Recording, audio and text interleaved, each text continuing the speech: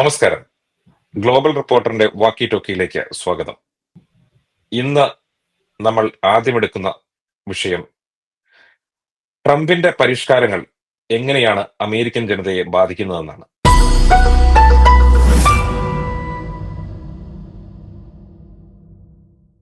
നമ്മൾ മനസ്സിലാക്കുന്നതനുസരിച്ച് നിരവധി ജനങ്ങളാണ് ഭീതിയിലായിരിക്കുന്നത്. മാർക്കറ്റുകൾ ക്രാഷ് ആകുകയും ചെയ്തിട്ടുണ്ട്. ഇത് എങ്ങനെയൊക്കെ ജനങ്ങളെ ബാധിക്കുന്നുവെന്നും അത് ജനങ്ങൾ എങ്ങനെയാണ് എടുക്കുന്നതെന്നും വാക്കി ടോക്കി പരിശോധിക്കുന്നു. ആദ്യം ശ്രീ ഷാജനിലേക്ക്. ശ്രീ ഷാജൻ, എങ്ങനെയാണ് ആളുകൾ ഈ വിഷയത്തെ നോക്കിക്കാണുന്നത്, ഈ പരിഷ്കാരങ്ങളെ നോക്കിക്കാണുന്നത്? ഈ താരിഫ് ഇഷ്യൂ എന്താ പറയാ, ലോകം മുഴുവൻ ഇതങ്ങ് സ്പ്രെഡ് ആയിരിക്കും. ഇതൊരു യു എസിന്റെ മാത്രം ഒരു ആഭ്യന്തര പ്രശ്നമല്ല നമ്മുടെ ഇപ്പോഴത്തെ ഈ റെസിപ്രോക്കൽ താരിഫ് എന്ന് പറയുന്ന പ്രശ്നം. പക്ഷെ ഇത് തുടങ്ങാൻ ഉണ്ടായ കാരണം എന്ന് പറയുന്നത് വളരെ വ്യക്തമായിട്ട് പ്രസിഡന്റ് ട്രംപ് കഴിഞ്ഞ ദിവസം മാത്രമല്ല, അദ്ദേഹം ജയിച്ചതിന് ശേഷവും ഈവൻ അതിനു മുമ്പ് പോലും ഇപ്പൊ ഈ ക്യാമ്പയിൻ ട്രെയിലിൽ ഉടനീളം പ്രസിഡന്റ് ട്രംപ് പറഞ്ഞ ഒരു കാര്യമാണ്, വളരെ വർഷങ്ങളായിട്ട് ലോകരാജ്യങ്ങളെല്ലാം അമേരിക്കയെ ചൂഷണം ചെയ്യുക. അത് ശരിക്കും പറഞ്ഞു കഴിഞ്ഞാൽ ഇത് എല്ലാവർക്കും അറിയാവുന്ന ഒരു കാര്യമാണ്. ഈ രാജ്യങ്ങൾക്കും എല്ലാം അറിയാം. ഏത് നമ്മള് ഈ പറയുന്ന ചൈന ആയാലും ഇന്ത്യ ആയാലും മറ്റ് രാജ്യങ്ങൾക്കെല്ലാം ഇത് അറിയാവുന്ന ഒരു കാര്യമാണ്. അപ്പം ഞാനിപ്പോ ഇന്ന് ചിന്തിച്ച ഒരു കാര്യം, ഇത്രയും നാള് ഈ ചൂഷണം നടന്നു, അതിനകത്തിൽ ഒരു സംശയവും വേണ്ട. കാരണം നമുക്ക് എല്ലാവർക്കും, ഇതിനെ എതിർക്കുന്നവർക്കും അനുകൂലിക്കുന്നവർക്കും എല്ലാവർക്കും വളരെ വ്യക്തമായിട്ട് അറിയാം ട്രേഡ് ഡെഫിസിറ്റ് എന്തുകൊണ്ടാണ് ഉണ്ടായതെന്നുള്ളത്. അത് റിപ്പബ്ലിക്കൻ പാർട്ടി, ഡെമോക്രാറ്റിക് പാർട്ടിയുടെ മാത്രം ഒരു പ്രശ്നമായിട്ട് നമ്മൾ അതിനെ കാണണ്ട. രണ്ട് പാർട്ടികളും, റിപ്പബ്ലിക്കൻസും ഡെമോക്രാറ്റുകളും മാറി മാറി ഭരിച്ചപ്പോഴും ഈ ട്രേഡ് ഡെഫിസിറ്റിന്റെ കാര്യത്തിൽ ആരും ഒന്നും ചെയ്തില്ല. അതാണ് യാഥാർത്ഥ്യം. പക്ഷെ പ്രസിഡന്റ് ട്രംപിനെ സംബന്ധിച്ചിടത്തോളം പുള്ളിക്കാരൻ ഈ കാര്യത്തിൽ ഒരു വ്യക്തമായ ധാരണയുണ്ടായി. ഇതിങ്ങനെ ഈ ട്രേഡ് ഡെഫിസിറ്റ് കൂടി ഇങ്ങനെ പോയി, നാഷണൽ ഡെറ്റും ഇങ്ങനെ ട്രില്യൺസ് ഓഫ് ഡോളേഴ്സ് വർദ്ധിച്ചു പോയി കഴിഞ്ഞാൽ ഇതിന് ഭാവിയിൽ ഇത് പിടിച്ചാൽ കിട്ടാത്ത നിലയിലേക്ക് കാര്യങ്ങൾ പോകും എന്ന് മനസ്സിലാക്കിയത് കൊണ്ടും അത് വ്യക്തമായിട്ട് ആ കാര്യത്തിൽ ഒരു ധാരണയുള്ളത് കൊണ്ടുമാണ് ഈ താരിഫിലേക്ക് വന്നത്.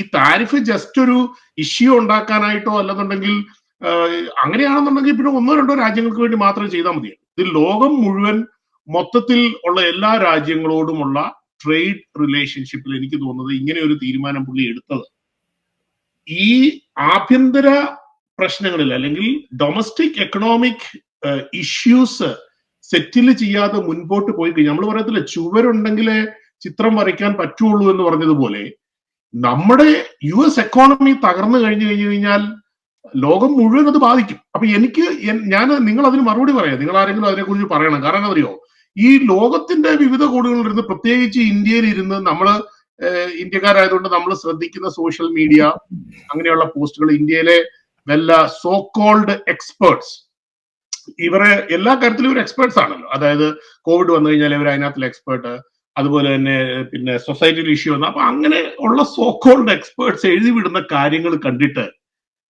എനിക്ക് മനസ്സിലാകാത്തത്, ഇവര് വിചാരിക്കുന്ന ഇത് ഏതാണ്ട് ഒരു വ്യക്തിപരമായ വിരോധം തീർക്കാനായിട്ട് ട്രംപ് ഇങ്ങനെ കൊണ്ടുവന്ന ഒരു കാര്യമാണ്. പക്ഷെ ഇതിനപ്പുറത്തേക്കായിട്ട് ഇതൊരു ആഗോള തലത്തിൽ ഉള്ള ഒരു സാമ്പത്തിക പരിഷ്കാരങ്ങളോ അല്ലെന്നുണ്ടെങ്കിൽ ഈ ട്രേഡ് ബാലൻസിങ് ഒക്കെ പ്രോപ്പറായിട്ട് നടന്നെങ്കിൽ മാത്രമേ മുൻപോട്ട് ലോകത്തിൽ വളർച്ചയുണ്ടാവുകയുള്ളൂ, യു എസ് എക്കോണമിക്ക് വളർച്ചയുണ്ടാവുകയുള്ളൂ, മറ്റു രാജ്യങ്ങൾക്ക് വളർച്ചയുണ്ടാവുകയുള്ളൂ. സോ ഒരു ബിസിനസ്മാനെ സംബന്ധിച്ചിടത്തോളം അങ്ങനെയാ ചിന്തിക്കുന്നത്. അതായത് മറ്റുള്ള അങ്ങനെ ശ്രീ ഷാജൻ പറയുമ്പോൾ തന്നെ ശ്രീ ജിൻസ്വാൻ സക്രിയ, എക്കണോമിക് ക്രാഷ് ആവുന്ന, അതായത് മാർക്കറ്റുകളൊക്കെ ക്രാഷ് ആവുന്ന ഒരു സാഹചര്യമാണുള്ളത്. അത് അസതെ ഇപ്പൊ ഷാജൻ പറഞ്ഞത് പോയിന്റില് വളരെ നല്ല രീതിയിലൊക്കെ നമുക്ക് തോന്നുമെങ്കിലും, ചരിത്രം തിരുത്തി കുറിക്കുന്നതും ചരിത്രമാകാൻ പോകുന്ന കാര്യങ്ങൾക്കും തീരുമാനം എടുക്കാൻ ഒരു പ്രത്യേക നട്ടല് തന്നെ വേണം. അങ്ങനെ ഡിസിഷൻ എടുക്കാൻ കഴിയുന്ന നേതാക്കളാണ് ലോകത്ത് പല ചരിത്രങ്ങളും തിരുത്തി കുറിച്ചിട്ടുള്ളത്. പക്ഷെ ഇതിന്റെ വിഷയം എന്താന്ന് വെച്ച് കഴിഞ്ഞാൽ, ട്രംപ് ഈ ട്രംപിന്റെ ഈ ഒരു താരിഫ് അനൗൺസ്മെന്റ് ഇപ്പൊ 3 ദിവസം 1-ാം തീയതി രാത്രി ഇത് അനൗൺസ് ചെയ്തതിന് ശേഷം ഇതുവരെ മാർക്കറ്റിൽ നിന്ന് ഒഴുകിപ്പോയത് $6.6 ട്രില്യൺ ആണ്. ആ $6.6 ട്രില്യൺ എന്ന് പറയുമ്പോൾ ആ എമൗണ്ട് ഒന്ന് ആൾക്കാർക്ക് മനസ്സിലാക്കി, അമേരിക്കയിൽ ഇരിക്കുന്ന ആൾക്കാർക്ക് കൃത്യമായിട്ട് മനസ്സിലാവും. 1000 മില്യൺ ആണ് ഒരു ബില്യൺ, അതുകൂട്ട് 1000 ബില്യൺ ചേർന്നതാണ് ഒരു ട്രില്യൺ. ഇത്രയും വലിയൊരു എമൗണ്ട്. അതായത് ഇന്ത്യയുടെ GDP എന്ന് പറയുന്നത് ഇപ്പം 4.27 ആണ് ഇന്ത്യയുടെ GDP. അപ്പൊ അത് വെച്ച് നോക്കുമ്പോൾ ഈ എമൗണ്ട് എത്ര വലുതാണെന്നൊന്ന് ചിന്തിച്ചു നോക്കിയാൽ മതി.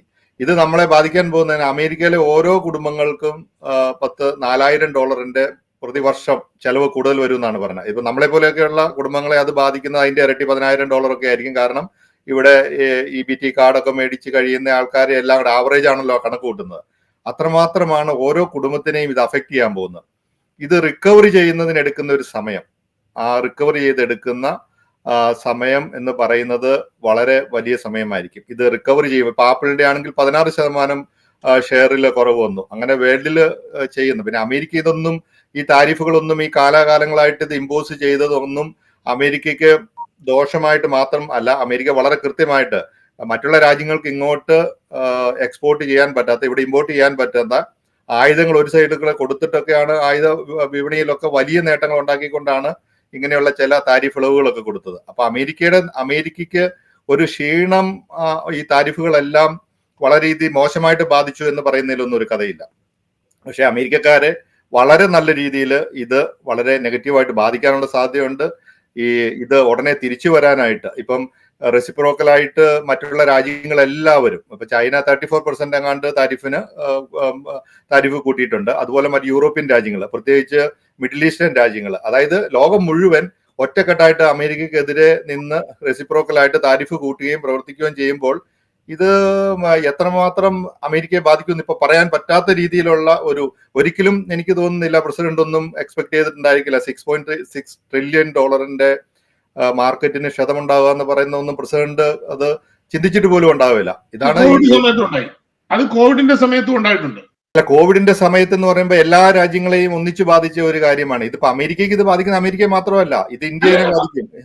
എല്ലാ സ്റ്റോക്ക് മാർക്കറ്റുകളെയും ബാധിക്കുന്നുണ്ട്. ഇന്നലെ ഇപ്പൊ ഇറാന്റെ കറൻസിയുടെ വാല്യൂ കണ്ടമാനം ഇടിഞ്ഞുപോയി. അവർ ചരിത്രത്തിലില്ലാത്ത രീതിയിൽ ഇടിഞ്ഞുപോയി. അത് ഇന്ത്യയുടെ GDP പറഞ്ഞപ്പോൾ അത് വേൾഡ് ബാങ്കിന്റെ ആണ്. കാരണം ഞാനത് നമുക്ക് ആ വാക്ക് പെട്ടെന്ന് നമ്മുടെ ഇതിൽ കിട്ടുന്നില്ല. ആ ഫ്ലോ നമ്മള് ഈ മലയാള ഭാഷ നമ്മൾ പറഞ്ഞു വരുമ്പോൾ നല്ല ചില വാക്കുകൾക്ക് നമുക്ക് ആ ഫ്ലോയിൽ കിട്ടിയല്ല. അപ്പൊ ഈ പറഞ്ഞത് ഇത് ഈ ട്രംപിന്റെ ഈ അത്യുത്സാഹത്തോടു കൂടിയുള്ള ഈ താരിഫ് പല നെഗോഷിയേഷനും വേണ്ടിയായിരിക്കും. അതിപ്പം ഇന്ത്യക്ക് ഗുണകരമാണ്. കാരണം ഈ ന്യൂസുകൾ ഒരു വിധത്തിലും ബന്ധമില്ലാത്ത ന്യൂസുകളൊക്കെ പല രാജ്യങ്ങളും അവിടുന്ന് പടച്ചു വിടുന്നുണ്ട്. ഇത് ഓരോ രാജ്യത്തിനും ഗുണകരമാണ്. പക്ഷെ അതൊന്നും അതിന്റെ റിയാലിറ്റി ഒന്നും അല്ല. പക്ഷെ അമേരിക്ക ഇതൊക്കെ റിക്കവറി ചെയ്യാനുള്ള സാധ്യതയുണ്ട്. കാരണം ഈ താരിഫ് ഒന്നും അമേരിക്കയ്ക്ക് ദോഷമായിട്ട് മാത്രം വന്നിട്ടുള്ളതല്ല. അത് കാരണം രണ്ട് പാർട്ടികളും ഭരിച്ചിരുന്ന സമയത്ത് കാലാകാലങ്ങളായി ഇമ്പോസ് ചെയ്ത സാധനമാണ്. ഇത് ഒറ്റയടിക്ക് ഇത് റീഷബിൾ ചെയ്യുമ്പോൾ ഉണ്ടാകുന്ന പ്രശ്നം നമ്മള് ഇപ്പൊ ഇവിടുത്തെ ജീവിക്കുന്ന ആൾക്കാർ കുറച്ച് സഫർ ചെയ്യാനുള്ള സാധ്യത വളരെയേറെയാണ്. അമേരിക്കയിൽ എന്താണേലും ഇത്തരത്തിലുള്ള ഇമ്പാക്ട് ഉണ്ടായി തുടങ്ങിയിട്ടുണ്ട്. പക്ഷേ ഇനിയിപ്പോ നോക്കുമ്പോൾ ബാക്കിയുള്ള ലോകരാജ്യങ്ങൾ, ആ ലോകരാജ്യങ്ങൾ, ബാക്കിയുള്ള ഇന്ത്യ ഉൾപ്പെടെയുള്ള രാജ്യങ്ങൾ എങ്ങനെ ഈ താരിഫ് ബാധിക്കും എന്നാണ് ശ്രീമതി പട്രീഷ്യ ഉമാശങ്കർ താങ്കൾ വിശ്വസിക്കുന്നത്? ഞാൻ ഇതിനെ കാണുന്നത് വേറൊരു തലത്തിലാണ്. ഞാൻ ഇത് കാണുന്നത് ഇപ്പോ നമ്മുടെ മിസ്റ്റർ ഷാജൻ പറഞ്ഞതും ജിൻസ് പറഞ്ഞതിനെയും ഞാൻ അതിന്റെ കൂടെ ഞാനത് സംസാരിച്ചു വരികയാണെന്നുണ്ടെങ്കിൽ 2020 മാർച്ചിന് ശേഷമുള്ള ഏറ്റവും വലിയ തകർച്ചയാണ് മാർക്കറ്റിൽ ഉണ്ടായിരിക്കുന്നത്. അത് ഇപ്പോ മിസ്റ്റർ ഷാജൻ പറഞ്ഞു കോവിഡിന്റെ കാലത്ത് ഉണ്ടായിട്ടുണ്ടെന്ന്. പക്ഷെ ആ സമയത്തൊക്കെ ഉണ്ടായതിനേക്കാളും ഏറ്റവും വലിയ തകർച്ചയാണ് മാർക്കറ്റിൽ ഉണ്ടായിരിക്കുന്നത്. നമ്മളിപ്പോ ഡോ ജോൺസിന്റെ എടുത്തു കഴിഞ്ഞാൽ ഓൾമോസ്റ്റ് 5.5% ആണ് ക്ലോസ് ചെയ്തത്. അവർ ഈ ലാസ്റ്റ് നൈറ്റിൽ ക്ലോസ് ചെയ്തത്. ഇപ്പൊ നമ്മള് നാസ്ഡാക്ക് എടുത്താൽ പോലും ഒരു 6% ആണ് അവർ ഡൗൺ ആയിരിക്കുന്നത്. പക്ഷെ ഇതിന്റെയൊക്കെ എല്ലാം ഇടയിൽ നമ്മൾ നോക്കുമ്പോഴത്തേനും ഡോളറിന്റെ അപ്രിസിയേഷനിൽ മാറ്റം വന്നിട്ടില്ല. അത് എവിടെയോ ഒരു എന്തോ ഒളിഞ്ഞിരിക്കുന്ന പോലത്തെ ഒരു കാര്യമാണ് നമുക്കൊക്കെ കാണാൻ പറ്റുന്നത്. എന്തുകൊണ്ട് ഇത്രയധികം മാർക്കറ്റിൽ ഇടിവ് വന്നിട്ടും ഡോളറിന്റെ അപ്രിസിയേഷൻ ഇപ്പോഴും 102 തന്നെ നിൽക്കുന്നതിന്റെ കാരണം എന്താണെന്ന് നമുക്ക് മനസ്സിലാകുന്നില്ല. അതിന് ഞാൻ കണ്ടെത്തിയ ഒരു കാരണം എന്താണെന്ന് വെച്ച് കഴിഞ്ഞാല്, ഈ ആദ്യം അവര് ഫെബ്രുവരി പറഞ്ഞു, പിന്നെ മാർച്ച് പറഞ്ഞ് ഏപ്രിലാണ് ഈ താരിഫിന്റെ എല്ലാ ഇംപ്ലിമെന്റേഷനും കൊണ്ടുവന്നത്. ഈ സമയത്തിനുള്ളിൽ തന്നെ ചൈനയിൽ നിന്നുള്ള കയറ്റുമതി വളരെ 40%ഓളം കയറ്റുമതിയാണ് നടന്നിരിക്കുന്നത്. അതില് എനിക്ക് തോന്നുന്ന ഒരു 3-4 മാസത്തിലേക്കുള്ള പ്രോഡക്ട്സ് എല്ലാം തന്നെ അവർ സ്റ്റോർ ചെയ്തതിന് ശേഷമാണ് ഈ ഇംപ്ലിമെന്റേഷൻ കൊണ്ടുവന്നിരിക്കുന്നത്.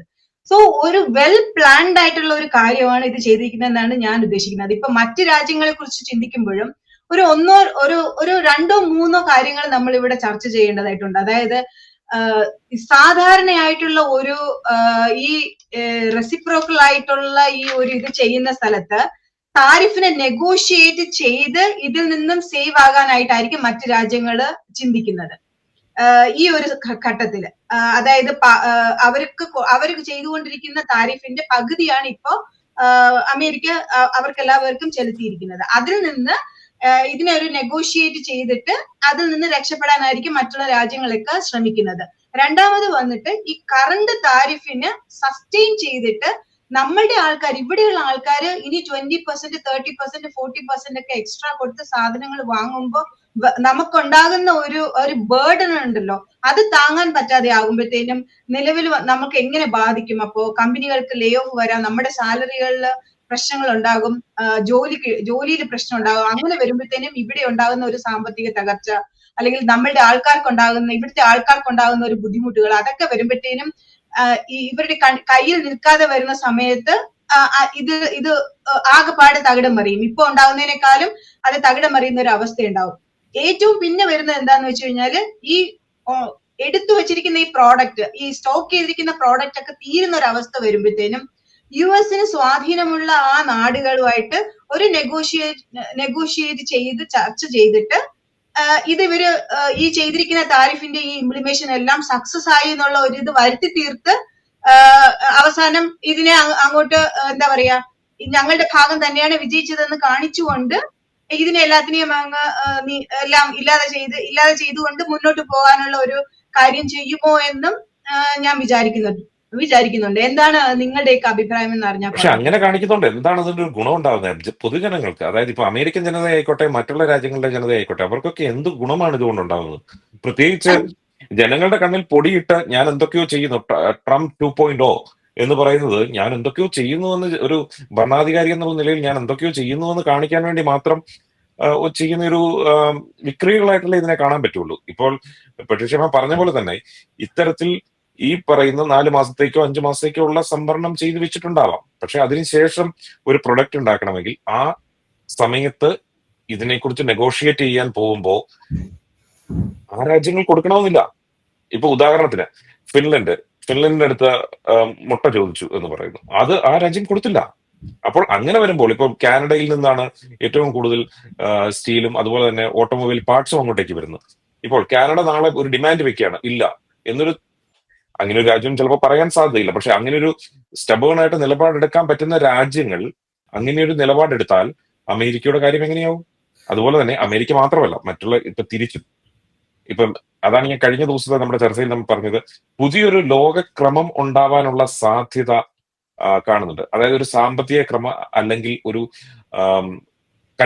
വാണിജ്യ ക്രമം ഉണ്ടാവാനുള്ള ഒരു സാധ്യത ഞാൻ കാണുന്നുണ്ട്. അത് എത്രത്തോളമാണെന്ന് ശ്രീ ഷാജനും ജിൻസ്മോനും അതിനെക്കുറിച്ച് പറയാൻ പറ്റുമായിരിക്കും.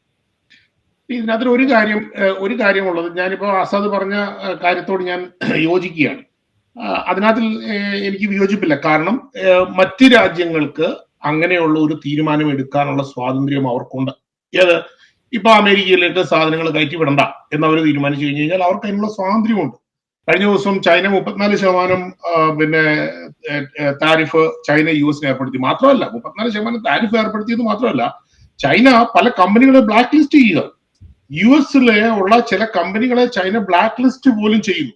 സോ അതിനകത്ത് നമ്മൾ ആശ്ചര്യപ്പെടേണ്ട കാര്യമില്ല. കാരണം എന്താ വെച്ച് കഴിഞ്ഞാൽ ചൈന ഈസ് യുഎസ്എസ് എനിമി. അതിനകത്ത് സംശയമൊന്നുമില്ല. ഒരു അലിഖിതമായിട്ടുള്ള ഒരു എനിമോസിറ്റി അതിനകത്തുണ്ട്. ഇല്ലെന്ന് പറയാൻ പറ്റത്തില്ല. നമ്മള് ട്രംപ് പറയുന്നത് ചൈനയുമായിട്ട് നമുക്ക് ട്രേഡ് റിലേഷൻഷിപ്പ് ഒക്കെ ബിൽഡ് ചെയ്യാന്നൊക്കെ പറഞ്ഞു കഴിഞ്ഞാൽ ഡെഫിനറ്റ്ലി ഒരു ഫൈറ്റ് ഉണ്ടല്ലോ, അതില്ലെന്ന് നമുക്ക് പറയാൻ പറ്റില്ല. അപ്പൊ അതുകൊണ്ടാണ് ചൈന. അതേസമയം ഇന്ത്യയുടെ കാര്യം നോക്കിയേ, ഇന്ത്യയെ സംബന്ധിച്ചിടത്തോളം ഇന്ത്യ താരിഫിനകത്തിൽ ഇന്ത്യ ലീനിയന്റ് ആയിക്കൊണ്ടിരിക്കുകയാണ്. ഇന്ത്യ പല താരിഫുകളും കുറച്ചുകൊണ്ടിരിക്കുകയാണ്. വിയറ്റ്നാം കഴിഞ്ഞ ദിവസം പറയുന്നു വിയറ്റ്നാം 0% ട്രേഡ് താരിഫിൽ പോകാൻ വില്ലിങ് എന്ന് പറഞ്ഞു കഴിഞ്ഞാൽ അങ്ങോട്ടും ഇങ്ങോട്ടും താരിഫില്ല. So there are countries. അപ്പൊ ആസാദ് പറഞ്ഞ പോലെ പുതിയ ഒരു ഫ്രണ്ട്ഷിപ്പ് ഡെവലപ്പ് ചെയ്യാനായിട്ടുള്ള സാധ്യതയുണ്ട്. ഇല്ല എന്ന് ഞാൻ പറയുന്നില്ല. ഒരു ക്രൈസിസ് ഉണ്ടാകുമ്പോൾ ചില രാജ്യങ്ങൾ ഇതുകൊണ്ട് ചിലപ്പം അവർക്ക് ചിലപ്പോൾ ഇത് പ്രയോജനമാകും.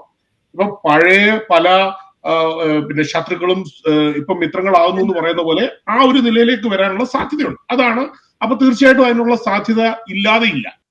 പക്ഷെ അതിന്റെ മറുഭാഗം എനിക്ക് തോന്നുന്നത് ഒരു ട്രേഡ് വാറിലേക്ക് പോവുകയാണെങ്കിൽ, നമ്മൾ വേൾഡ് വാർ 3 എന്ന് പറയുന്ന പോലെ ഒരു ട്രേഡ് വാറിലേക്ക് പോവുകയാണെന്നുണ്ടെങ്കിൽ ആർക്കും ഇത് ഗുണം ചെയ്യാൻ പോകുന്നില്ല, ഒരു സംശയവും വേണ്ട. പക്ഷെ ഇതിനെ ഈ നിലയിൽ അമേരിക്കയുടെ ഈ താരിഫിനെ അറ്റാക്ക് ചെയ്യാൻ ശ്രമിക്കുന്ന രാജ്യങ്ങൾ മനസ്സിലാക്കേണ്ട ഒരു കാര്യമുണ്ട്. ഇതുവരെ ഇവരെല്ലാം ഇതിന്റെ ബെനിഫിറ്റ് എടുത്തിട്ടുണ്ട്. നമ്മൾ ഒരു പ്രശ്നം സോൾവ് ചെയ്യാൻ പോകുന്ന ഉടനെ എന്തുകൊണ്ട് ഇവർക്ക് അതിനെ ആ നിലയിൽ കണ്ടുകൂടാ? അതിന് വേറൊരു കാര്യം ഞാൻ പറയാം. ഇത്രയും നാള് നമ്മുടെ ഈ സ്റ്റോക്ക് മാർക്കറ്റിന്റെ കാര്യം ഇപ്പൊ നമ്മൾ പറഞ്ഞത്, ഈ സ്റ്റോക്ക് മാർക്കറ്റും നമ്മുടെ എക്കോണമിയും റിലേ ചെയ്തിരുന്ന ഒരു സ്പെൻഡിങ് പാറ്റേൺ ഉണ്ട്. വളരെ ഔട്ട് ഓഫ് കൺട്രോൾ ആയിട്ടുള്ള ഒരു സ്പെൻഡിങ് പാറ്റേൺ US ഉണ്ടായിരുന്നു. ഒരു സംശയം വേണ്ട. ആവശ്യമില്ലാതെ കറൻസി പ്രിന്റ് ചെയ്തു. ആവശ്യമില്ലാതെ നമ്മൾ കറൻസി പ്രിന്റ് ചെയ്തിട്ടുണ്ട്. അപ്പൊ ആ ഒരു സ്പെൻഡിങ് പാറ്റേണിനെ ആശ്രയിച്ചും കൂടെയാണ് സ്റ്റോക്ക് മാർക്കറ്റ് ഇങ്ങനെ വെച്ചടി കയറിയത് എന്നുള്ള കാര്യം നമ്മൾ ഇതെല്ലാം പറയുമ്പോൾ മറന്നുപോകുന്നു. അത് മറന്നുകൂടാ. അപ്പൊ അതിനും ഒരു ഫുൾ സ്റ്റോപ്പ് കൊണ്ടുവന്നുകൊണ്ട് സ്പെൻഡിങ് കട്ട് ചെയ്ത്, വേസ്റ്റ് സ്പെൻഡിങ് കട്ട് ചെയ്ത്, സ്റ്റോക്ക് മാർക്കറ്റ് താൽക്കാലികമായിട്ട് ക്രാഷ് ആയാലും ഈ വേസ്റ്റ്ഫുൾ സ്പെൻഡിങ് കട്ട് ചെയ്യുകയും ഡെറ്റ് കുറയ്ക്കുകയും ചെയ്യാൻ പറ്റിയാൽ മാർക്കറ്റ് റിക്കവർ ചെയ്യുമെന്നുള്ള കാര്യത്തിൽ സംശയമില്ല. അതെല്ലാവർക്കും അറിയാവുന്ന കാര്യമാണ്. പക്ഷേ തീർച്ചയായിട്ടും സാധാരണക്കാരായിട്ടുള്ള ആളുകളുടെ മേൽ ഒരു ഷോർട്ട് ടേമിലേക്ക് അതിന്റെ ഒരു എഫക്റ്റ് ഉണ്ടാകും എന്നുള്ള കാര്യത്തിൽ ഞാൻ അതിന് ഇല്ല എന്നൊന്നും പറയാനും മാത്രം വിഡ്ഢിയല്ലേ. അത് തീർച്ചയായിട്ടും ഉണ്ടാകും, ഒരു സംശയവും വേണ്ട. ആ ഒരു താൽക്കാലികമായിട്ടുണ്ടാവുന്ന ആ ഒരു ഇഫക്റ്റിനെ മറികടക്കാൻ അമേരിക്കൻ ജനതയ്ക്ക് സാധിക്കുമെന്ന് ജിൻസ്മോന് തോന്നുന്നുണ്ടോ? അത് ഇപ്പൊ ആസാദ് പങ്കുവെച്ച പോലെ ഒരു ഭയം അമേരിക്കനെ വെല്ലുവിളിച്ചുകൊണ്ട്, അത് ഇപ്പൊ കാനഡ ആയിക്കോട്ടെ ജർമ്മനി ആയിക്കോട്ടെ, അവരുടെ ഒരു പ്രോഡക്റ്റ് ഞങ്ങളിപ്പോ അമേരിക്കയ്ക്ക് കൊടുക്കുന്നില്ല എന്നുള്ള തീരുമാനമൊന്നും ഒരു രാജ്യത്തിന് എടുക്കാൻ പറ്റുമെന്ന് തോന്നുന്നില്ല. കാരണം ഇപ്പൊ ഒരു ഫാക്ടറി, ഇപ്പൊ BMW-ന്റെയോ ബെൻസിന്റെ ഒരു പാർട്സ്, അത് 1000 പേര് വർക്ക് ചെയ്യുന്ന ഒരു കമ്പനിയിൽ പ്രൊഡ്യൂസ് ചെയ്യുന്നതായിരിക്കും. അതവിടെ കെട്ടിക്കിടക്കാൻ പറ്റില്ല. ഇത് നിസ്സാരമായ ഒരു വാശിയുടെ പുറത്ത് വ്യക്തികൾ നടത്തുന്ന ഒരു ബിസിനസ് പോലെയല്ല. അങ്ങനെ ഒരു രാജ്യത്തെ വെല്ലുവിളിക്കാൻ, പ്രത്യേകിച്ച് അമേരിക്കയെ വെല്ലുവിളിക്കാൻ ഈ ലോകക്രമത്തിൽ പറ്റുമെന്ന് തോന്നുന്നില്ല. കാരണം ഇതിന്റെ അകത്ത് നമ്മൾ ചിന്തിക്കുന്ന ഒരു കാര്യമുണ്ട്. ഇത് എത്ര, ഇപ്പം ഷാജൻ പറഞ്ഞ എത്ര സമയം ഇതിന്റെ ഈ അലയൊലി, ഇപ്പം ഈ സ്റ്റോക്ക് ഒക്കെ താഴോട്ട് പോകുന്നു, വിലക്കയറ്റം ഉണ്ടാകുന്നു. ഇപ്പൊ റിസഷൻ ഉണ്ടാകാനുള്ള സാധ്യത 60% പറയുന്നു. 60-70% എന്നൊക്കെ പറഞ്ഞു കഴിഞ്ഞാൽ എത്ര കാലം ഉണ്ടാവും? അപ്പം 4 മാസം കൊണ്ട് ഇത് റിക്കവറി ചെയ്യുമോ ഒന്നും പറയാൻ പറ്റുന്ന ഒരു സാഹചര്യത്തിലല്ല ഇപ്പൊ നിൽക്കുന്നത്. ഇപ്പം ഫെഡറൽ റിസർവിന്റെ ചെയർമാൻ ഇന്നലെ പറഞ്ഞത് അമേരിക്കയുടെ ഗ്രോത്ത് 2% താഴോട്ട് പോകാനുള്ള സാധ്യതയുണ്ട്. അതായത് അൺഎംപ്ലോയ്മെന്റ് 7% കൂടാനുള്ള സാധ്യതയുണ്ട്. ഈ 7% അൺഎംപ്ലോയ്മെന്റ് എന്നൊക്കെ പറയുന്നത് അമേരിക്കയെ സംബന്ധിച്ചിടത്തോളം നിസ്സാര സംഭവമല്ല. അങ്ങനെ മൊത്തത്തില് ഇവിടുത്തെ ജനങ്ങളെ വളരെ കാര്യമായി ബാധിക്കുന്ന ഒരു താരിഫ് നിയന്ത്രണമാണ് കൊണ്ടുവന്നിരിക്കുന്നത്. കാരണം ഒരു കാര്യം നമ്മൾ ആലോചിച്ച് നോക്കിയാൽ മതി. പണ്ട് അമേരിക്കയുമായി ഗാട്ട് തൊട്ട് പല കരാറുകളും ഇന്ത്യ ഒക്കെ ഒപ്പിട്ട് കഴിഞ്ഞപ്പോൾ അമേരിക്ക ഇപ്പൊ ഈ പറഞ്ഞ താരിഫ് ഇമ്പോസ് ചെയ്ത്, അന്നൊക്കെ ഈ നെഗോഷിയേഷൻ അറിയാം. നമ്മുടെ നാട്ടില് പല സമരങ്ങൾ നടന്നിട്ടുണ്ട് ഇത് ഒപ്പിടുന്ന. കാരണം അന്തക വിത്തുകൾ എന്നൊക്കെ പറഞ്ഞിട്ട്, അപ്പൊ നമ്മുടെ നാട്ടില് റീപ്രൊഡ്യൂസ് ചെയ്തുകൊണ്ടിരുന്ന വിത്തുകൾക്ക് പകരം വെക്കാനായിട്ട് അമേരിക്ക പ്രൊഡ്യൂസ് ചെയ്യുന്ന, അല്ലെ ഇവിടുത്തെ ജനിതക ലാബുകളിൽ ക്രിയേറ്റ് ചെയ്ത വൺ ടൈം വീണ്ടും റിക്കറിംഗ് ആയിട്ട് മേടിക്കാൻ പറ്റുന്ന വിത്തുകൾ. അതായത് ഇത് കാലങ്ങളോളം ഇതിന്റെ ഇൻകം കിട്ടുവാണ്, ചില രാജ്യങ്ങൾക്ക് കിട്ടുവാണ്. അങ്ങനെ ചില അഡ്വാൻറ്റേജ് ഉണ്ട്. അത് കോമ്പൻസേറ്റ് ചെയ്യാനാണ് ഈ താരിഫുകൾ ഇത് വെച്ചാണ്. അല്ലാതെ ഇപ്പം ഈ ഷാജൻ അത് ആ ഒരു പോയിന്റ് ഒന്ന് ആലോചിച്ച് നോക്കുന്നത് നല്ലതാണ്. കാരണം ഇത് അമേരിക്കയ്ക്ക് ഈ താരിഫ് കൊണ്ട് ഇത്രയും കാലം വലിയ ലോസ് ഉണ്ടായി എന്ന് പറയുന്ന ഒരു പൊളിറ്റിക്കൽ സ്റ്റേറ്റ്മെന്റ് ശരിയല്ല. കാരണം അമേരിക്ക എങ്ങനെയാണ് മറ്റു രാജ്യങ്ങളെ വരുതിയിൽ കൊണ്ടുവന്നിരുന്നതെന്നുള്ള ലോസ് ഉണ്ടായിരുന്നല്ലേ ഞാൻ പറഞ്ഞു. ലോസ് ഉണ്ട്. നമുക്ക് നാഷണൽ ഡെറ്റ് എന്ന് പറയുന്നത് $38 ട്രില്യൺ.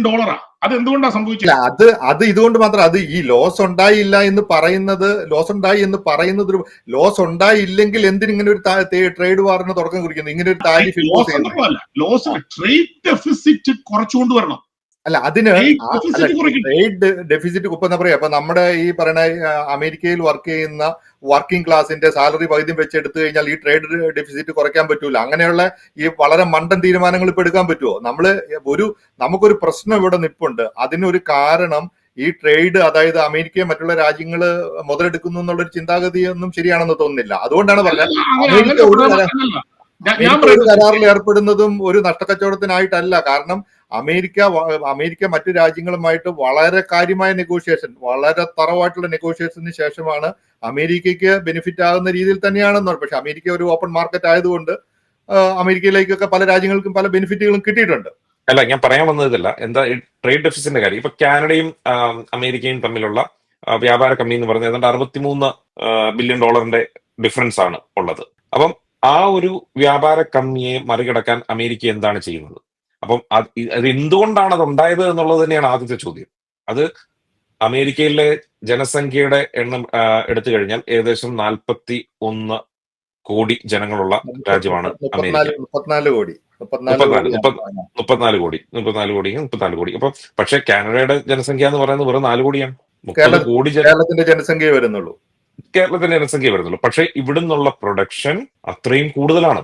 എന്തുകൊണ്ട് അത് അമേരിക്കയിൽ തന്നെ ഉത്പാദിപ്പിക്കാൻ പറ്റുന്നില്ല എന്നുള്ള ചോദ്യത്തിനാണ് ഇപ്പൊ ട്രംപ് ഇട്ടിരിക്കുന്നത്. പക്ഷെ ഇത് എന്തുകൊണ്ട് പണ്ട് ചെയ്തില്ല? അല്ലെങ്കിൽ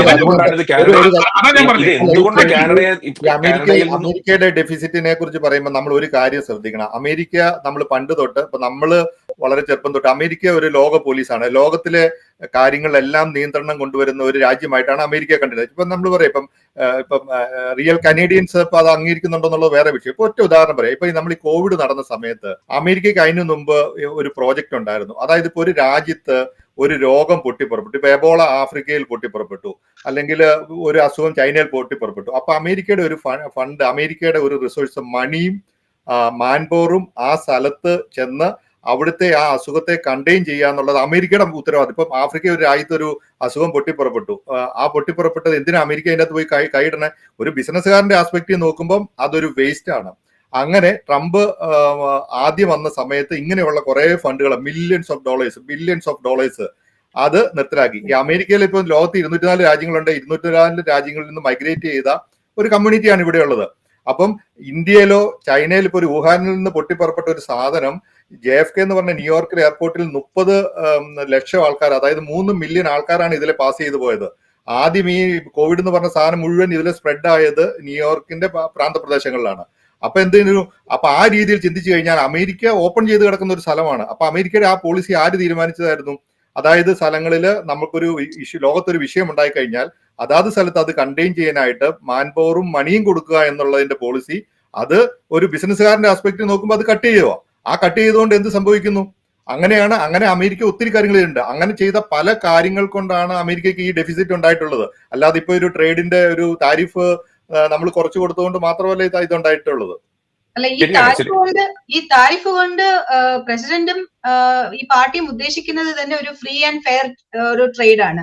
അതായത് മാനുഫാക്ചറിങ് ഇൻഡസ്ട്രിയെ ഇവിടെ തന്നെ വളർത്തുക എന്നുള്ളതാണ്. അതിനു വേണ്ടിയിട്ട് അവർക്ക് വേണ്ടിയത് എന്താണെന്ന് വെച്ചാൽ അവരുടെ തടുക്കുന്നത് എന്താണെന്ന് വെച്ച് കഴിഞ്ഞാൽ ലേബർ കോസ്റ്റും മെറ്റീരിയൽ കോസ്റ്റും തന്നെയാണ്. ഇപ്പൊ ആസാദ് പറഞ്ഞതുപോലെ കാനഡ പോലെയുള്ള നാടുകളാണ് ഇതിനെയൊക്കെ സഹായിച്ചുകൊണ്ടിരുന്നത്. ഇപ്പൊ ടെക്സ്റ്റൈൽ നോക്കുകയാണെങ്കിൽ ബംഗ്ലാദേശ് അല്ലെങ്കിൽ ഇന്ത്യ, അല്ലെങ്കിൽ മെറ്റീരിയൽസ് നോക്കുകയാണെങ്കിൽ മറ്റുള്ള നാടുകളൊക്കെ വളരെയധികം അമേരിക്കയെ സഹായിക്കുന്നുണ്ടായിരുന്നു. അതിനെ അവർ ഓവർകം ചെയ്യാൻ വേണ്ടിയിട്ട് ചെയ്യുന്നത് എന്താണെന്ന് വെച്ച് കഴിഞ്ഞാൽ അഡ്വാൻസ്ഡ് ടെക്നോളജി ഉപയോഗിക്കുന്നുണ്ട്. ഇപ്പോ റോബോട്ട്സ്, പിന്നെ ഹ്യൂമൻ എംപ്ലോയീസിന് പകരമായിട്ട് AI ഉപയോഗിച്ചുകൊണ്ടുള്ള കാര്യങ്ങൾ ചെയ്യുന്നുണ്ട്. നമ്മൾ ഇവിടെ തന്നെ ഇപ്പൊ കാണുന്നുണ്ട് പല ഓഫീസുകളിലും ഹ്യൂമൻ എംപ്ലോയീസ് ചെയ്തുകൊണ്ടിരുന്ന കാര്യങ്ങള് അവരെ കുറച്ചുകൊണ്ട് ലേ ഓഫ് ചെയ്തുകൊണ്ട് അതിന് പകരമായിട്ട് റോബോട്ടിനെ ഉപയോഗിക്കുക അല്ലെങ്കിൽ AI ടെക്നോളജി ഉപയോഗിച്ചുകൊണ്ട് കാര്യങ്ങൾ നടത്തുന്ന പല കാര്യങ്ങളും ഇവിടെ കാണുന്നുണ്ട്. അപ്പൊ അത് വന്നിട്ട് ഇപ്പോ ആളുകൾക്ക് ജോലി ഇല്ലാതാകുന്ന ഒരു ജോബ്ലെസ് ഒരു അവസ്ഥ ഉണ്ടാകുന്ന ഒരു കാര്യം ഉണ്ടാകുന്നുണ്ട്. ഇപ്പൊ ഇവിടെ അങ്ങനെയുള്ള ഒരു സാഹചര്യം ഉണ്ടാകുന്നുണ്ട് എന്നുള്ളത് ഇവിടെ പറയേണ്ട ഒരു കാര്യം തന്നെയാണ്. അല്ല, ഒരു ഞാൻ സൈഡിൽ പറഞ്ഞത് ടെക്നോളജിയുടെ യൂസ് ഒരു ഉണ്ടാകുമ്പോൾ മറു സൈഡിൽ തൊഴിൽ പോകുന്നു. അസാദ് ഒരു സെക്കൻഡ്, ഇത് ഞാനിപ്പോ ഈ പറഞ്ഞു വന്നത് അമേരിക്കയുടെ ഈ താരിഫ് ഇമ്പോസ് ചെയ്തത് ഒരു മോശമാണെന്നുള്ള കാര്യം കൊണ്ട് മാത്രമല്ല, ഈ താരിഫ് ചെയ്ത രീതിയാണ് പ്രശ്നം.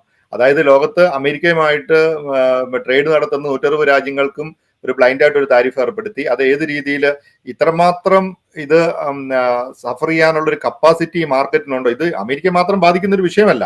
അതുകൊണ്ടാണ് പറഞ്ഞത് ഇത് എങ്ങനെ കവർ ചെയ്യാമെന്ന് പറ്റുന്നു, എത്ര കാലം കൊണ്ട് ഇത് റിക്കവർ ചെയ്യുന്നു. പ്രസിഡന്റിനെ വിശ്വസിക്കാൻ വൈറ്റ് ഹൗസ് മിനിങ്ങാന്ന് തന്നെ ഒരു പ്രസ്താവന ഇറക്കിയിട്ടുണ്ട്. പ്രസിഡന്റിനെ കണ്ണടച്ച് വിശ്വസിക്കൂ.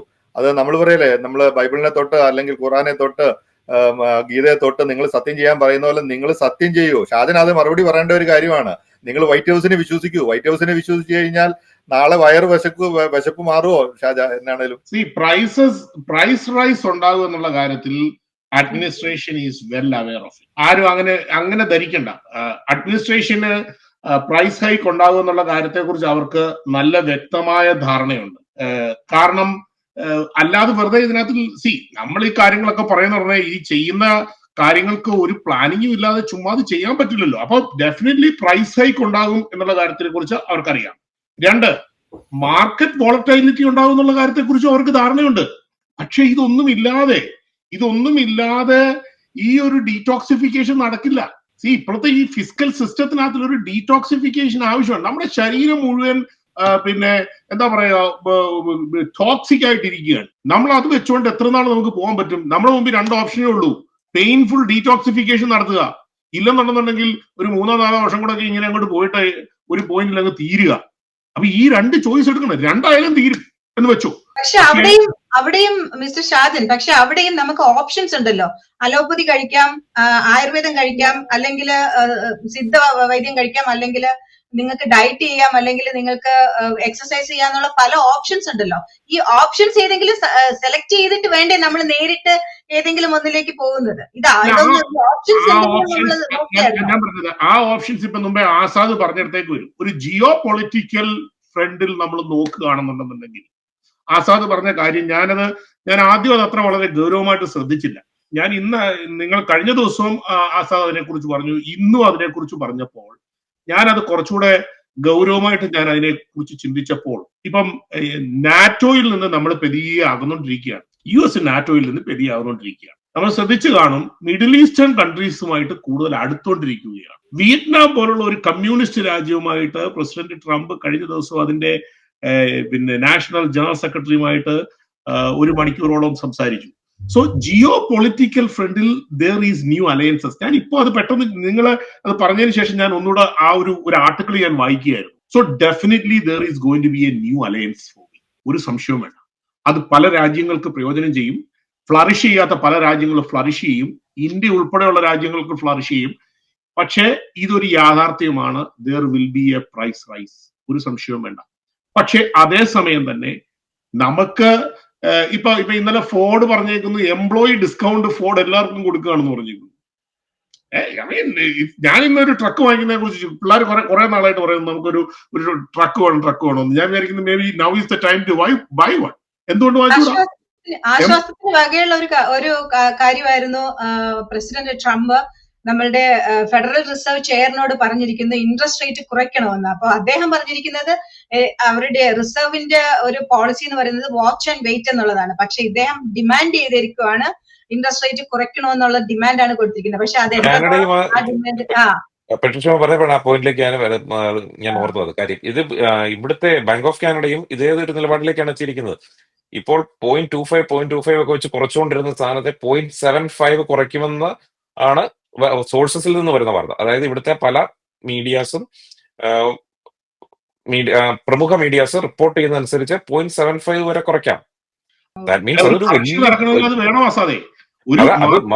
കാരണം ഒന്നാമത് ആളുകളുടെ കയ്യിൽ ഈ വില കൂടുമ്പോൾ ആളുകളുടെ പർച്ചേസിംഗ് പവർ കുറയാണ്. അപ്പോഴത്തേനും ഇൻഫ്ലേഷന്റെ റേറ്റ് എവിടെ പോകുന്നു എന്നുള്ളതിനെ കുറിച്ചൊരു ആളുകൾക്ക് തന്നെ ഇത് എന്താണ് സംഭവിക്കുക. ബാങ്ക് ഓഫ് കാനഡയുടെ ഗവർണർ തന്നെ പറഞ്ഞിരിക്കുകയാണ്, ഇത് കോവിഡിന് സമാനമായ ഒരു സാഹചര്യമല്ല, ഇതെങ്ങോട്ടേക്ക് പോകും എന്ന് അങ്ങനെ ബാങ്ക് ഓഫ് കാനഡയുടെ ഗവർണർ തന്നെ പറയുമ്പോൾ US ഏറ്റവും അടുത്ത ഒരു രാജ്യം എന്നുള്ള രീതിയിലാണ് കാനഡയെ കാണുന്നത്. അപ്പം ആ രാജ്യത്തിന്റെ ബാങ്ക് ഓഫ് കാനഡയുടെ ഗവർണർ പറയുകയാണ് അങ്ങനെ ഒരു സാഹചര്യത്തെ വിശദീകരിക്കുമ്പോൾ മറ്റുള്ള ലോകരാജ്യങ്ങളുടെ കാര്യവും വ്യത്യസ്തമല്ല. ഇപ്പോ അമേരിക്കയ്ക്കുള്ളിൽ തന്നെ എന്താണേലും ഒരു കാര്യത്തിൽ ഒരു സംശയവുമില്ല, അമേരിക്കൻ ജനതയുടെ മനസ്സിൽ ഒരു ഭീതിയുണ്ട്, ഇത് എങ്ങോട്ടേക്കാണ് പോകുന്നത്. കാരണം സ്റ്റോക്ക് മാർക്കറ്റ് ക്രാഷ് ചെയ്യുന്നു, അതുപോലെ തന്നെ വിലക്കയറ്റം വളരെ പ്രകടമാണ്. ആവശ്യത്തിന് ഇപ്പോൾ പറഞ്ഞ 4 മാസത്തേന് നമ്മൾ ചർച്ച ചെയ്തപ്പോൾ പറഞ്ഞതുപോലെ 4 മാസത്തിനോ 5 മാസത്തിനോ ഉള്ള കരുതൽ ശേഖരം നമ്മുടെ കയ്യിൽ കാണും. അതിനുശേഷം എന്ത് എന്നുള്ള കാര്യത്തെക്കുറിച്ച് തീർച്ചയായിട്ടും ആശങ്ക ഉണ്ട് എന്നുള്ള കാര്യത്തിൽ സംശയമില്ല. അപ്പോഴും ഗവൺമെന്റിനെ വിശ്വസിക്കുക എന്നുള്ളത് മാത്രമാണ് നമ്മുടെ മുന്നിലുള്ള. അത് ഞങ്ങൾ 2026 ടാക്സ് ഫയൽ ചെയ്ത് തന്നെ ഞങ്ങള് ഫെഡറൽ ടാക്സിന്റെ ഒരു റീഫണ്ട് ഞങ്ങൾ ഒരു സ്പെഷ്യൽ ചെക്ക് കൊടുക്കും. അന്നേരം ആളുകളുടെ പേടിയൊക്കെ അങ്ങ് മാറും. അല്ല, ഇത് ഇന്നലെ തുടങ്ങിയതല്ല. ഇത് 1980-കളിൽ തന്നെ പ്രസിഡന്റ് ട്രംപ് അന്ന് തന്നെ ഇതിനെക്കുറിച്ചൊക്കെ ആലോചിച്ചിരുന്നു എന്നുള്ളതാണ്. കാരണം അപ്പോഴേ ഷാജൻ പറഞ്ഞ ഒരു കാര്യമുണ്ട്, ഇതൊരു ഫ്രീ ബീസിലാണ് ചെന്ന് അവസാനിക്കാൻ പോകുന്നത്. ഫ്രീ തൃപ്തിപ്പെടുത്താം എന്നുള്ള ഒരു രീതിയിൽ ഫ്രീ ബീസ് അല്ല. ഞാൻ കഴിഞ്ഞ ദിവസം പറഞ്ഞില്ലേ സാറേ, കഴിഞ്ഞ ദിവസം ഞാൻ പറഞ്ഞൊരു കാര്യമില്ലേ, ഈ നിങ്ങൾ $100,000 ഉണ്ടാക്കിയിട്ട് $25,000 ടാക്സ് കൊടുക്കുന്നിടത്ത് നിങ്ങൾ $10,000 ടാക്സ് കൊടുത്തിട്ട് സേവ് ദാറ്റ് 15,000. ഗവൺമെന്റിന് അതാ വേണ്ടത്. അല്ല, അതിപ്പോ ഇപ്പൊ റിട്ടയർ ചെയ്യാൻ പോകുന്ന ആൾക്കാർ വളരെ ഭീതിയിലാണ്. അവരുടെ സ്ഥിതി എന്തായിരിക്കും പറയാൻ പറ്റിയല്ലോ. സോഷ്യൽ സെക്യൂരിറ്റിയിൽ definitely that will reflect. Social സെക്യൂരിറ്റിയിലും മെഡിക്കെയറിലും ഒക്കെ അത് റിഫ്ലക്ട് ചെയ്യും. നിങ്ങൾ നോക്കിക്കോ. സാധാരണ ജനങ്ങൾക്ക് എന്താന്ന് വെച്ച് കഴിഞ്ഞാല് നമ്മളുടെ ഇവിടെ ജോലി ചെയ്യുന്ന ആൾക്കാർ സാധാരണ ജനങ്ങളെ കുറിച്ച് സംസാരിക്കുമ്പോൾ അവരുടെ എല്ലാ റിട്ടയർമെന്റ് മണിയും പോകുന്നത് 401ലേക്കാ. ആ 401ന്റെ മണി എല്ലാം ഈ സ്റ്റോക്ക് മാർക്കറ്റിലിട്ടിരിക്കുന്നത്. അവരുടെ എല്ലാം 20,000, 30,000, 40,000 ഒറ്റയടിക്ക് പോയിരിക്കും. ബൈഡനും ഡെമോക്രാറ്റിക് പാർട്ടിയും ഭരിച്ച സമയത്ത് ഈ 401 ഗ്യാങ് ഇടിഞ്ഞു പോയ സമയത്ത് ഇവരെ ആരും കണ്ടു, അന്നേരം ആർക്കും ഒന്നും പറയണ്ട. ബൈഡൻ ഭരിച്ച സമയത്ത് 401 ഇടിഞ്ഞ് തരിപ്പണമായപ്പോ ആർക്കും ഒരു പ്രയാസം ഇല്ലായിരുന്നു. ട്രംപ് വന്ന് 401 ഗെയിമായിട്ട് വന്നപ്പോ എല്ലാവർക്കും പ്രശ്നമാണ്. ഒരു കാര്യം കൂടെ പറഞ്ഞ് ഇത് അവസാനിപ്പിക്കാം. കാരണം നമുക്കിത് ഇതിനെ കുറിച്ച് സംസാരിക്കുകയാണെങ്കിൽ ഒത്തിരി കാര്യങ്ങൾ സംസാരിക്കാനുണ്ട്. പക്ഷേ നമുക്ക് കമ്മ്യൂണിറ്റി ന്യൂസുകൾ നോക്കാനുണ്ട്. അമേരിക്കയില് ഏകദേശം 1200 സ്ഥലങ്ങളിലാണ് പ്രകടനം നടന്നത്. പ്രതിഷേധ പ്രകടനങ്ങൾ നടക്കുന്നത് വളരെ വ്യാപകമായിട്ട് നടക്കുന്നുണ്ട്. നമ്മള് നാട്ടിൽ നിന്ന് വന്നവരല്ലേ, കോൺഗ്രസ് പാർട്ടി UDF ഭരിക്കുന്ന നാട്ടിൽ സമരത്തിന്റെ ഡെയിലി സമരം. അതേസമയം കഴിഞ്ഞ 10 വർഷമായിട്ട് നാട്ടിൽ വല്ല സമരമുണ്ടോ? ലെഫ്റ്റ് ലിബറൽ ഇവിടെ ഡെമോക്രാറ്റ്സ് ആണ് ഇതിന്റെ ഒരു പുറകിൽ നിന്നാണ് ഷാജൻ വിചാരിക്കുന്നത്. ആണല്ലോ, അതിനകത്ത് സംശയമൊന്നുമില്ല. അത് ഇങ്ങനെ പൈസ കൊടുത്ത് സോറോസ് ഇങ്ങനെ കാശ് ഇറക്കിക്കൊണ്ടിരിക്കുക. ആക്ടിവിസ്റ്റിന് കാശ് ഇങ്ങനെ ഇപ്പൊ കുറച്ച് കുറഞ്ഞിട്ടുണ്ട്. കാരണം ഈ അവിടെ ഇവിടെ ഫണ്ടിങ് ഒക്കെ ഫെഡറൽ ഗവൺമെന്റ് സ്റ്റോപ്പ് ചെയ്തുകൊണ്ട് കുറച്ച് കുറഞ്ഞിട്ടുണ്ട്. അപ്പൊ എന്നാലും 10,000 പേരൊക്കെ ബോസ്റ്റണിൽ കൂടിയെന്നാ പറയുന്നത്. കാശ് കൊടുക്കാനില്ലാതെ വരുന്നുണ്ടെങ്കിൽ നിന്നോളും, കുഴപ്പമില്ല. ആദ്യത്തെ ചൂടാ. ഓക്കെ, നമുക്ക് ഇനിയിപ്പം കാനഡയിലെയും അമേരിക്കയിലെയും കമ്മ്യൂണിറ്റി ന്യൂസുകളിലേക്ക് പോവാം. എന്താണ് അമേരിക്കയിലെ കമ്മ്യൂണിറ്റിയിൽ നടക്കുന്ന പ്രധാനപ്പെട്ട വാർത്തകൾ? അമേരിക്കയില് ഇപ്പൊ നമ്മൾ കഴിഞ്ഞ ദിവസത്തെ ഡിസ്കഷനിലും പറഞ്ഞിരുന്ന ഒരു ഫൊക്കാനയുടെ ഒരു അത് അത്ര വ്യാപകമായിട്ട് അന്ന് അതിന് റിപ്പോർട്ടൊന്നും വന്നിട്ടില്ലായിരുന്നു. ഫൊക്കാന ഒരു വലിയ സ്പ്ലിറ്റിൽ കൂടെയാണ് കടന്നു പോയിക്കൊണ്ടിരിക്കുന്നത്. അപ്പൊ ഫൊക്കാനയുടെ ഇന്ന് വന്ന ഒരു ന്യൂസില്, അതായത്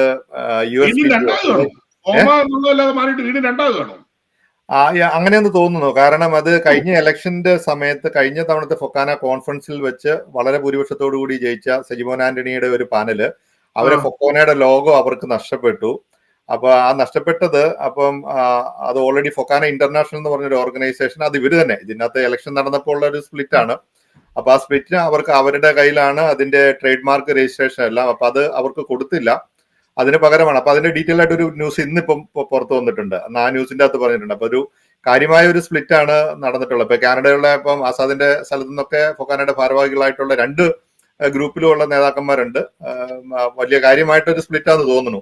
എന്താണ് ഓർഗനൈസേഷനോട് ഉണ്ടാകുകയാണ് ഫോമ ഫൊക്കാന, അടുത്ത പേരെന്തായിരിക്കും? അല്ല, world Malayali federation, world Malayali കൗൺസിലിന്റെ 2-3 വിഭാഗങ്ങളുണ്ട്. അപ്പം അതൊക്കെ ഇവിടെ മലയാളിയിലെ മലയാളി സംഘടനകൾക്ക് ഒരു കുറവില്ലല്ലോ. അപ്പം എല്ലാ സംഘടനകളും 100-ൽ കൂടുതൽ 100+ അംഗസംഘടനകളുടെ ഒരു അംഗത്വം അവകാശപ്പെടുന്നുണ്ട്. അതുകൊണ്ട് ഇവിടെ ഡാലസിൽ വേൾഡ് മലയാളി കൗൺസിലിന്റെ ഒരു കിക്ക് ഓഫ് മീറ്റിംഗ് ഉണ്ടായിരുന്നു. വേൾഡ് മലയാളി കൗൺസില് 3 ഗ്രൂപ്പ് ഉണ്ടെന്ന് തോന്നുന്നു. ഇവിടെ ശക്തമായ 3 ഗ്രൂപ്പുകളാണ് അതില്. അതെ. കാരണം അവര് വേൾഡ് മലയാളി കൗൺസിൽ പറയുമ്പോൾ മറ്റുള്ള രാജ്യങ്ങൾക്ക് അവർക്ക് പ്രോവിൻസുകളുണ്ട്. അപ്പൊ പ്രൊവിൻഷ്യൽ എന്താ പറഞ്ഞേ? ഫൊക്കാനയും ഫോമയും നോർത്ത് Yes, അമേരിക്ക correct. മാത്രം ബേസ് ചെയ്ത് പ്രവർത്തിച്ചുകൊണ്ടിരുന്ന സംഘടനയാണ്.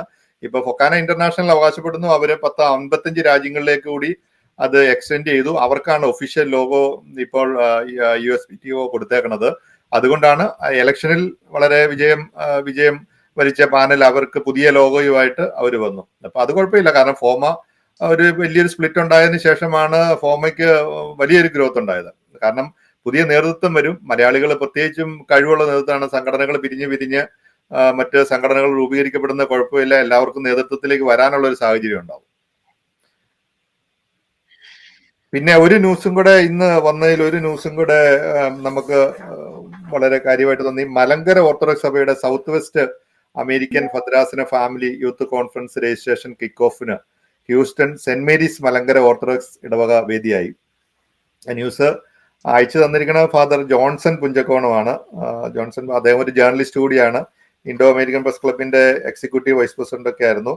2025 ജൂലൈ 16 മുതൽ 19 വരെ അറ്റ്ലാന്റയിലെ ഹയാത്ത് റീജൻസിയിൽ നടക്കുന്ന യൂത്ത് കോൺഫറൻസിൽ വിവിധ ഇടവകയിൽ നിന്നായി 500-ലധികം വിശ്വാസികൾ പങ്കെടുക്കുന്നു. കാരണം യൂത്തിനെയൊക്കെ ഇങ്ങനെയുള്ള ചർച്ച് പരിപാടികളിലൊക്കെ പങ്കെടുപ്പിക്കാൻ നടത്തുക എന്ന് പറഞ്ഞ എഫേർട്ട് വലിയ കാര്യമാണ്.